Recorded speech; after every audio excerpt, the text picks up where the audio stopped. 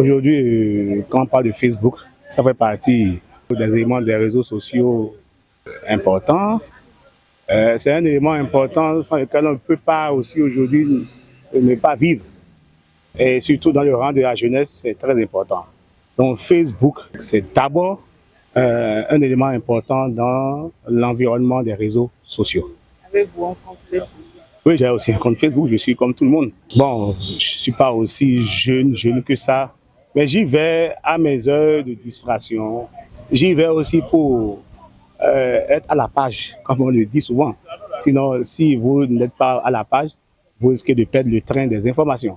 Donc Facebook, pour moi, c'est important. Seulement que sur Facebook, il y a tout, grand T, comme de bien que de mal. Il y a aussi des arnaqueurs qui font aussi leur petit yo-yo sur Facebook. Il y a aussi les marabouts béninois qui promettent des milliards, eux-mêmes n'ont pas encore les millions sur Facebook. Donc il y a tout sur Facebook. J'estime que le blanc qui a inventé Facebook l'a fait d'abord dans un but communicationnel. Même si aujourd'hui on l'a dérouté selon nos ambitions, mais Facebook reste et demeure un outil important de communication. Et l'autre a dit, science sans conscience n'est que ruine de l'âme. Ceux qui ont peut-être décidé de la journée sans Facebook l'ont initié peut-être dans le but des dérives liées à ce réseau. Parce que, attention, aujourd'hui notre jeunesse perd un peu les pédales. On parle aujourd'hui de GTB, génération tête baissée. Vous voyez, tout le monde dans la société, les gens sont avec leur portable. Même dans la circulation, si vous êtes en moto, bien en voiture, il faut klaxonner, sinon le jeune homme a la tête dans Facebook. Mais à côté de ça, est-ce que c'est réaliste? Qui peut contrôler le non-accès à ce réseau? Et la chose serait possible si en ce jour-là, le réseau ne fonctionne pas. Là, on saura que oui, c'est journée sans Facebook. Mais tant que le réseau va fonctionner, je vais prendre mon portable et je vais surfer et puis aller sur Facebook. Du moment où il n'y a pas un élément qui m'empêche d'y aller, moi, ce que j'aurais souhaité, c'est que dans ce jour-là, que Facebook ne fonctionne pas.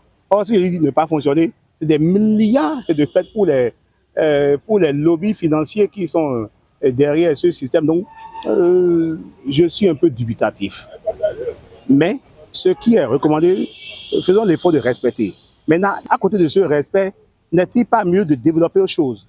Moi, on pourrait dire journée du maire, lecteur de romans sur Facebook. Là, c'est mieux. Mais dit qu'il n'y a pas Facebook le 28 février, là, j'ose avouer, hein, s'il y a un élément pour contrôler, vous allez voir que les gens iront sur Facebook facilement. Donc, le 10, c'est un peu de l'utopie. Seulement que je reconnais quelque chose, ceux qui l'ont initié l'ont fait dans un but de protéger certainement la jeunesse contre les dérives de Facebook. C'est ce que je pense par rapport à ça. Mon mot de fin, c'est qu'on fasse un usage responsable, rationnel de ces éléments. Je suis sûr que la jeunesse africaine a peut-être désorienté les buts premiers de ces réseaux sociaux. Sinon, ce n'est pas bon qu'on divulgue sur Facebook de fausses informations. Ce n'est pas bon. On peut prendre ces réseaux sociaux comme des références communicationnelles. Mais aujourd'hui, il y a trop de dérives. Et au nom de cette dérive, je comprends les initiateurs qui ont voulu mettre un frein à cela.